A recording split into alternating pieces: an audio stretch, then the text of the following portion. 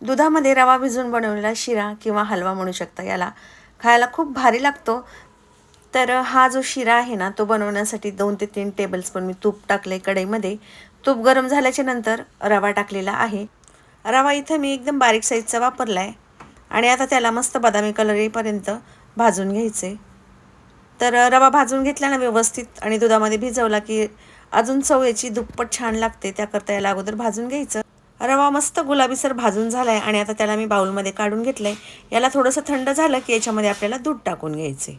3 ते 4 मिनटामध्येच रवा मस्त थंड झाला आहे आणि आता त्याच्यामध्ये फुल क्रीम असलेलं दूध ॲड करून घ्यायचं. तर इथे 1 ग्लास दूध टाकलं आहे मी आणि त्याला भरपूर सारी क्रीम देखील होती त्या दुधामध्ये.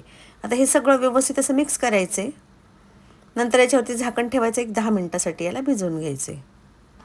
रवा व्यवस्थित भिजला ना त्याचा शिरा चांगला लागतो, मस्त तयार होतो. आता इथं मी ना ड्रायनट्स कट करून घेते. तर आपल्या आवडीनुसार याच्यामध्ये कुठलेही ड्रायफ्रुट्स टाकू शकता किंवा नाही टाकले तरी देखील चालते. आता इथं मी कढईमध्ये तूप ॲड करून घेतलेलं आहे. तर मग अशी अर्धी वाटी तूप घेतलेलं ना त्याच्यातलंच हे तूप उरलेलं आहे आणि तेच मी याच्यामध्ये ॲड करून घेतले. आता याच्यामध्ये कट केलेले ड्रायफ्रुट्स मी तळून घेतलेत. नंतर याच्यामध्ये 1 वाटी साखर टाकली. आता या साखरेचा कलर जो आहे ना तो चेंज होईपर्यंत आपल्याला मिक्स करून घ्यायचे. तर इथं 2 ते 3 टेबलस्पून पाणी याच्यामध्ये ॲड करून घ्यायचं आणि सतत याला मिक्स करत राहायचे. जोपर्यंत याचा कलर मस्त ब्राऊन होत नाही ना तोपर्यंत याला मिक्स करायचं. आता इथं बघा साखरेला छान मस्त ब्राऊन कलर आला आहे. आता लगेचच याच्यामध्ये आपल्याला भिजवून घेतलेला रवा आहे ना तो ॲड करायचा आहे. तर एका हाताने याला ॲड करायचं आणि दुसऱ्या हाताने व्यवस्थित मिक्स करून घ्यायचं.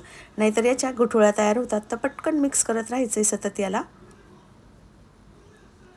तर एकसारखं मिक्स करत त्याच्यामधल्या गठुळ्या देखील मोडता येतात आपल्याला. तर काही हरकत नाही.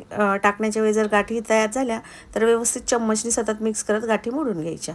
नंतर तळलेले ड्रायफ्रुट्स याच्यामध्ये टाकलेत मी आणि वेलची पावडर. आता हे सगळं व्यवस्थित मिक्स करायचं आहे.